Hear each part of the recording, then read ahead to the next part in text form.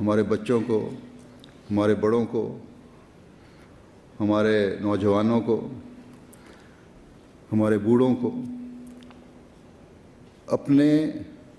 اس دشمن کی فکر کرنی چاہیے جو انہیں تقویٰ میں آگے بڑھنے سے روک رہا ہے،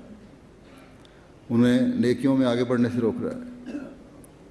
حضرت مسیح موعود علیہ الصلوۃ والسلام ایک جگہ فرماتے ہیں کہ میں پھر جماعت کو تاکید کرتا ہوں کہ تم لوگ ان کی مخالفتوں سے غرض نہ رکھو، تقویٰ طہارت میں ترقی کرو تو اللہ تعالیٰ تمہارے ساتھ ہوگا، اور ان لوگوں سے وہ خود سمجھ لے گا۔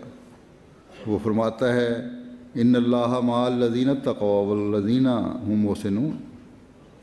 یعنی یقیناً اللہ تعالیٰ ان لوگوں کے ساتھ ہوتا ہے جنہوں نے تقویٰ اختیار کیا ہو اور جو نیکیاں کرنے والے۔ بس اگر نیکیوں اور تقویٰ میں ہمارے قدم آگے بڑھ رہے ہیں تو دشمن ہمارا کچھ بھی نہیں بگاڑ سکتا۔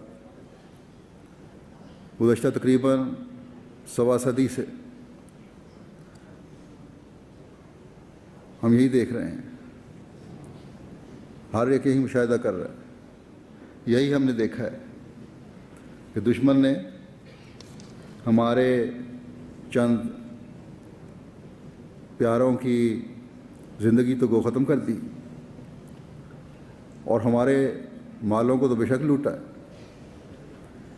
اس کے بدلے میں وہ اس دنیا سے جو جانیں رخصت ہوئیں ان کو اللہ تعالیٰ کی رضا حاصل کر کے دائمی زندگی مل گئی، وہ ان لوگوں میں شامل ہو گئیں جو دائمی زندگی پانے والے لوگ تھے، اور انفرادی طور پر بھی مال کی کمی بھی اللہ تعالیٰ نے پوری فرما دی۔ آپ میں سے بہت سارے یہاں بیٹھے ہیں، اس چیز کے گواہ ہیں۔ اور جماعتی طور پر بھی اس قربانی کے بدلے جو انعامات سے نوازا ہے اللہ تعالیٰ نے، جن انعامات سے نوازا ہے اللہ تعالیٰ نے، اس کا تو کوئی حساب و شمار ہی نہیں ہے۔ بس اگر ہمیں فکر ہونی چاہیے تو دشمنوں کے مکروں کی نہیں، بلکہ اللہ تعالیٰ کی رضا کے حصول کے لیے اپنے تقویٰ کی، کہ یہ نہ کہیں ہمارے ہاتھ سے نکل جائے، اس میں ہماری کمی نہ پیدا ہو جائے۔ اگر ہمارا پختہ تعلق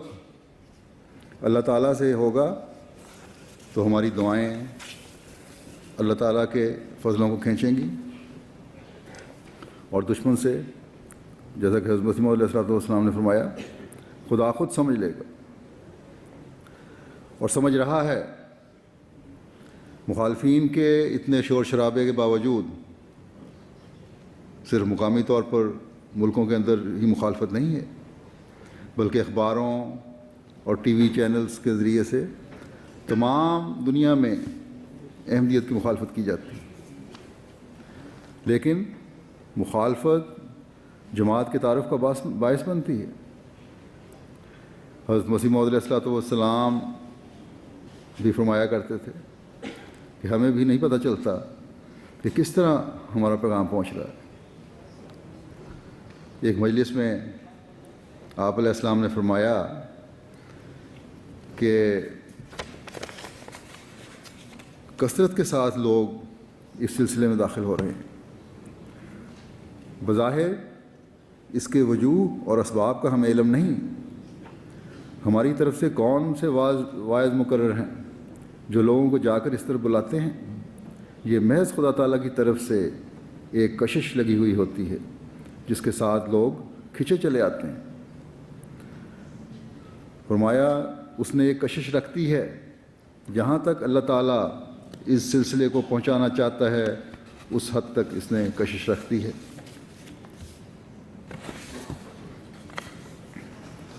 بس ایک تو لوگوں کا رخ حضرت مسیح موعود علیہ الصلوۃ والسلام کا دعویٰ اور آپ کی کتب پڑھ کر آپ کی طرف ہوا، کچھ آپ علیہ السلام کے پیغام کو سن کر جو آپ کے واعظین و مبلغین نے پھیلایا، اس کو سن کر لوگوں کی توجہ پیدا ہوئی۔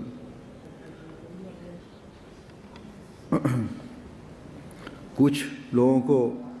ان کی تڑپ دیکھ کر اللہ تعالیٰ نے راہ ہدایت دکھائی، اور دکھاتا ہے اور دکھاتا چلا جا رہا ہے۔ بس ایسے ہی لوگ ہیں جو کسی کوشش کے ذریعے سے نہیں،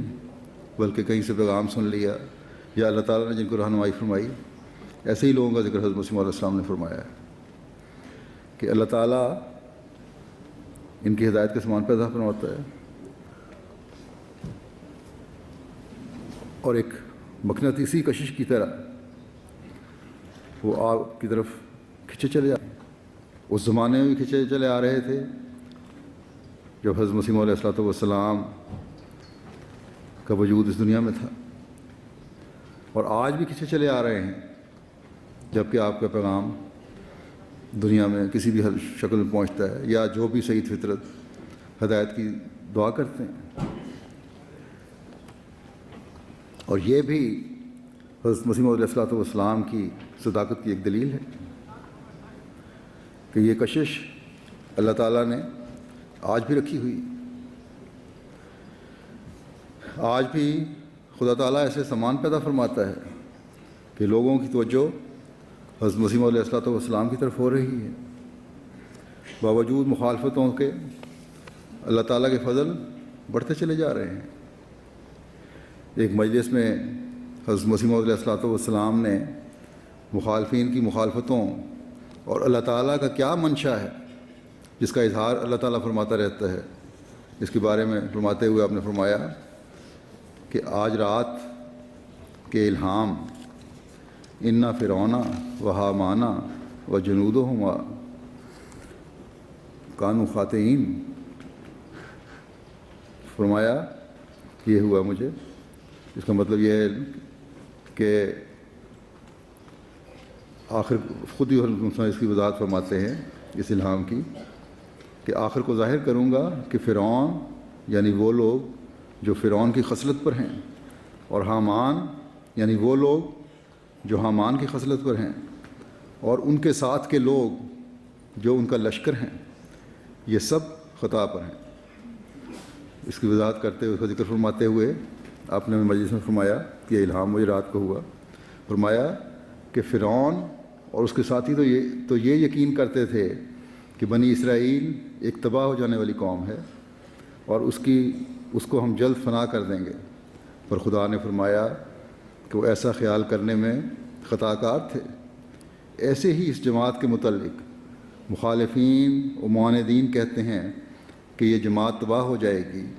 مگر خدا تعالیٰ کا منشا کچھ اور ہے۔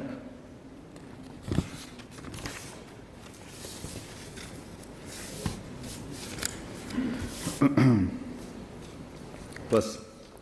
دنیا والے چاہے وہ حکومتیں ہوں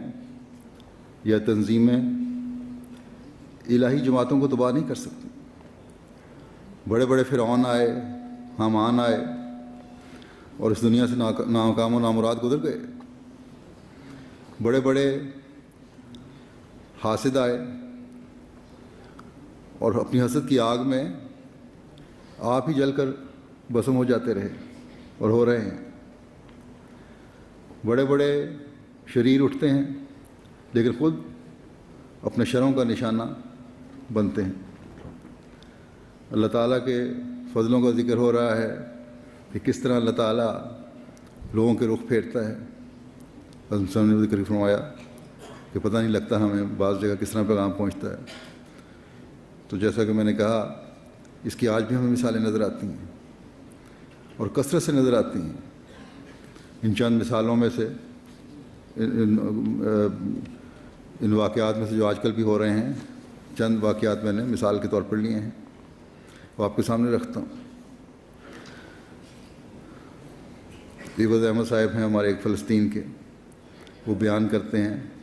کہ بچپن کی ایک خواب میں حضرت صلی اللہ علیہ وسلم نے خوشخبری دی تھی کہ تم امام مہدی کے سپاہی بنو گے۔ تب سے امام مہدی کی تلاش میں تھا۔ ایک روز اچانک ایک عیسائی چینل دیکھا جس پر اسلام اور آن حضرت صلی اللہ علیہ وسلم کے خلاف بدزبانی کر رہے تھے، تب فوراً عربی چینلز گھمانا شروع کیے کہ شاید کوئی اس کا